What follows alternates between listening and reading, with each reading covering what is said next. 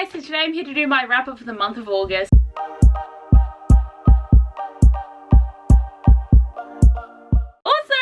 My new shirt that I got from Moulin Rouge. I'm kind of obsessed. I was actually out to dinner to see my brother and my nieces today, so I'm still restaurant ready, but I would have filmed earlier, but I was out geocaching with my family and that took like 2 hours, and I like really wanted to come home, but they wanted to get like 10 more so that they could get to this like record or this milestone or something, so it took longer. So it's actually gonna have a sunset soon, but thankfully the video quality isn't looking too bad.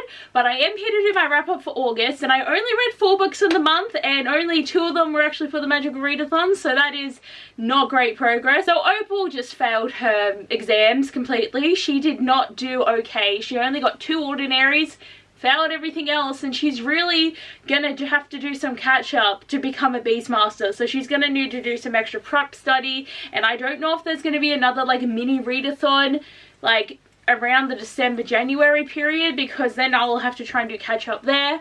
But I just know that I am getting behind, so hopefully I can catch up with her. She's still not an Earthling because I haven't read that book either, and I definitely thought I should do this month's wrap up so people can know the results of my Magical Readathon instead of waiting to combine them, because 4 books is still pretty good, but I only read 4 because I was finishing up 2 books that I was reading the month before that I had to finish, like an audiobook, a physical book, and yeah. So let's just get into this wrap up. So the first book that I listened to was The Wedding Crasher by Mia Souza, and this was really good. So the first book was The Worst Best Man, and I listened to that either at the start of the year or last year at some point, and it was one of those adult contemporaries that kept popping up on my audiobook site, and I had it saved and I knew I would eventually listen to it, and then I was like, you know what, I'm just gonna do it. So when the second book came out, I tried to listen to it as soon as I could, because I am trying to listen to some of my anticipated reads as early as I can get to them, but at the moment there's like a few of them that are out because I'm listening to husband material and I'm so excited. It's so good. I just recommend boyfriend material so much. So this is the second book, and this is about Lena's cousin Solange and Dean, who was what's his name, the guy from the first book, his best friend. So that's the situation, and basically what happens is Dean is having this like marriage of convenience, and the girl loves someone else and she kind of wants to be this other person, but she doesn't really know if they like her or not, and then Solange overhears it and she crashes the wedding to tell the girl she shouldn't do it, and then she pulls out of the wedding, so she basically ruins Dean's wedding and his prospects of getting partner at the law firm that he works at. So he has to try and get this like new client, and it doesn't look good when he's just a bachelor with no life and family. So he gets Solange to pretend to be his girlfriend so that he can get his job. So she has to pretend, and because she feels really bad about ruining his wedding, she's all for it, and it was just so good. Like, they're completely different people, but they both have really big aspirations in their lives, and I feel like they really connected well with each other, because Dean's got this philosophy that love is dumb and there's no point to it because it's just emotions, and you just need to get someone in your life that is good for you even if you don't love them, because you just need to have someone that has the same life plans, the same goals, and the same life. And Solange is a bit more crazy and, you know, impulsive with things, which is not bad because I really did love Solange's character, but she also feels that she is just like one love away from just having like a complete breakdown, because when she loves someone, she's all in, so she can't be with someone who only loves the idea of being in love. Like, she wants to be with someone that's going to put in the effort to be with her and really care about her. So clearly from the get-go, they're both not the type of people that each other actually want to be with. They're not the type of people that they expect to fall in love with, but I do feel like the development of their friendship, which definitely happened first, and then becoming attracted to each other and then just really enjoying being around each other, was done so well. They fake dated really well, and obviously there's a lot of consequences in this book as we start to get to things, but the ending was really good. There's a lot of things that they did at the end that I thought was a really good turning circle here, because it was just peak comedy. And I love the family unit in this book, and it was nice to see Lena and her boyfriend Max. His name's Max. I loved seeing them in the story again, and just, it was just really good. Like, there's a lot of world building in this contemporary, and it's just so good, and I highly recommend this duology. And then the other book that I finished, because I started reading it the month before, was Booklover by Emily Henry. So I bought this and then I didn't read it for like quite a while, which is not good, but I still think People We Meet on Vacation is my favorite. Like, I don't know why that book has such a special place in my heart, because I loved this. This is definitely, like, out of the 3 books, I would rate them People We Meet Kid on Vacation, Book Lovers, and Beach Read. Like, that's the level that I see them as. But I did really truly love this, and seriously, it's like a trend at the moment because there are so many books out that I've read this year, like at least 3 that are about books, because she's a book agent and he's a book editor, and like I read another one where she was like the editor and he was the book writer, and there's just like a lot of books that have this vibe, and I'm not mad about it. I like the idea that this is actually a thing that's like happening in the world, that we're reading about books because we read books. It's just fun. But basically with this book, Nora is the character in a rom-com movie who is that stuck-up bitch that gets left behind at the end, because I've watched this movie how many times, when you've got the guy and he has to go to the country town and he's this big city dude and he doesn't like getting his hands dirty, and then he gets on the ranch and he has to help with the cows and the milk, and he falls in love with the country girl who owns the farm, and then he dumps his girlfriend and he's like, you know what, I've only been here for freaking 3 hours, but my life is so boring and I'm gonna go live here with my new girlfriend and you're dumped.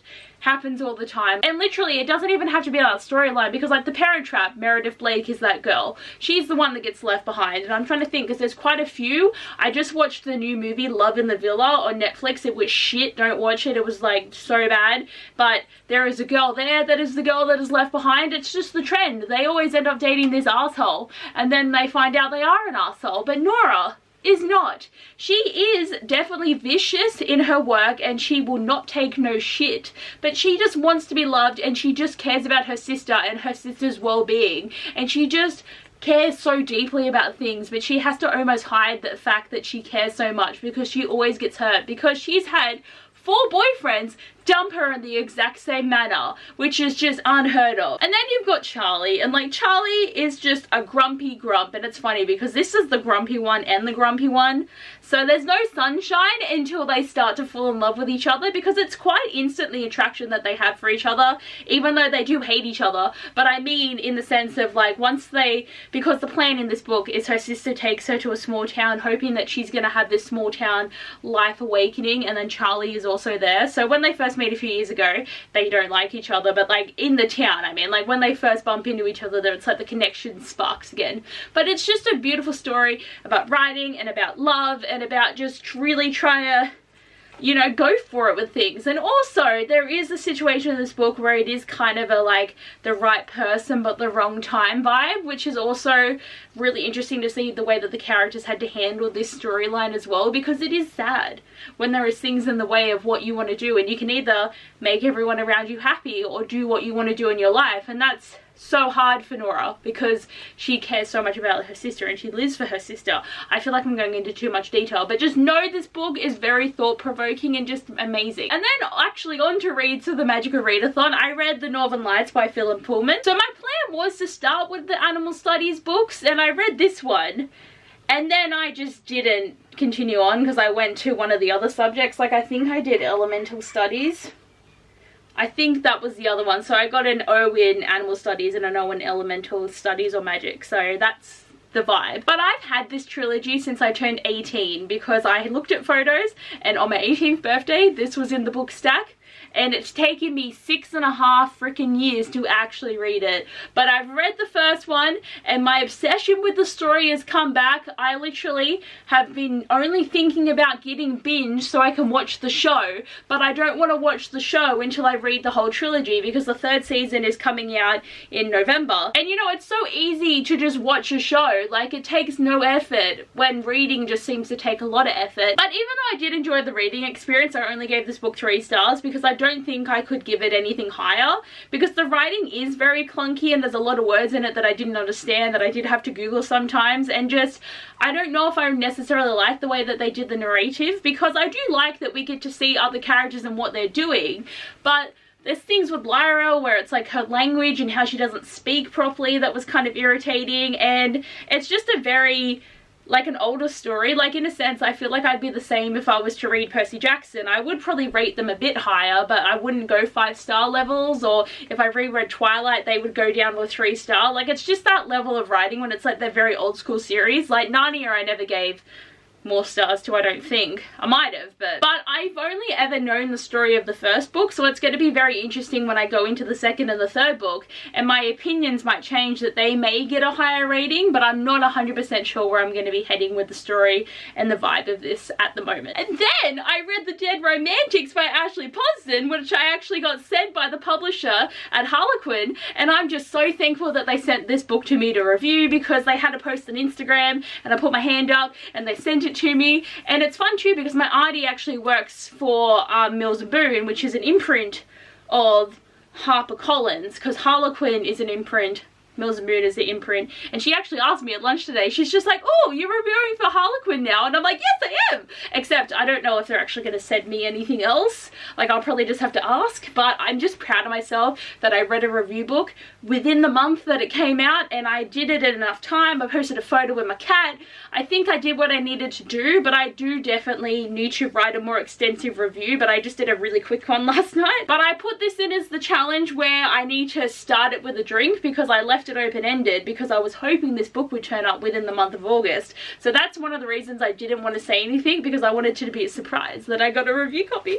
I'm just so excited. It just makes me so happy and excited. As I said, I'm very excited. This book was amazing and definitely my favorite of the month. Like, this is another book about writing and editors and book agents, and like, it's a thing, even though the main character is the writer and the love interest is the editor, but then he dies and he's a ghost, because she can see ghosts, and she has had really bad writer's block since she broke up with her boyfriend a year ago, and the deadline for the book came up and she didn't have anything, and then he dies. And he turns up in her hometown because a tragedy strikes and she has to go home for a funeral, and he's there. And as they start to get to know each other, and he gets to start understanding her and she starts to understand him, and like, she just realizes that even though he's an anxious ball of fluff, he's so adorable and such a sweet boy. Because it's Florence and Benji, even though I call him Ben. I don't know, like, Benji's just a weird name in my opinion, but I just love it so much. Like, their connection and their relationship is so sweet. And it was also really nice when Florence was able to go home, because she hasn't been home for 10 years, because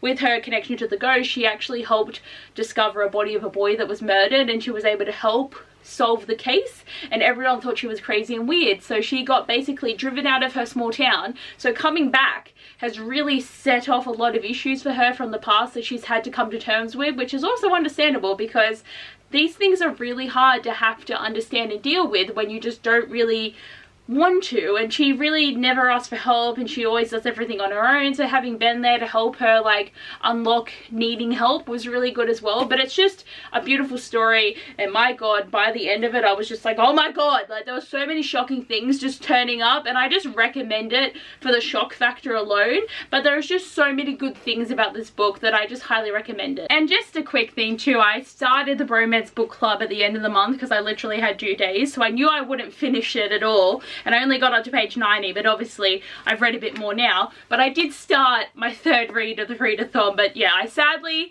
didn't get any further, so I am a bit mad at myself, but what can you do when you don't want to read? But I'm still really proud of the fact that I read 4 books, and like, yes, 3 were physical and 1 was an audiobook, because I can always kind of guarantee there will be an audiobook read. But I'm really happy with what I read, and I feel like I had a really good reading month, and it's just going to be exciting to see what I end up reading next. Just took a break, man, because I needed to go do something, and then I went on TikTok for an hour, so I haven't finished this video.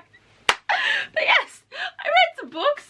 This is my wrap up, and I'm losing everything, so it's probably moderately darker.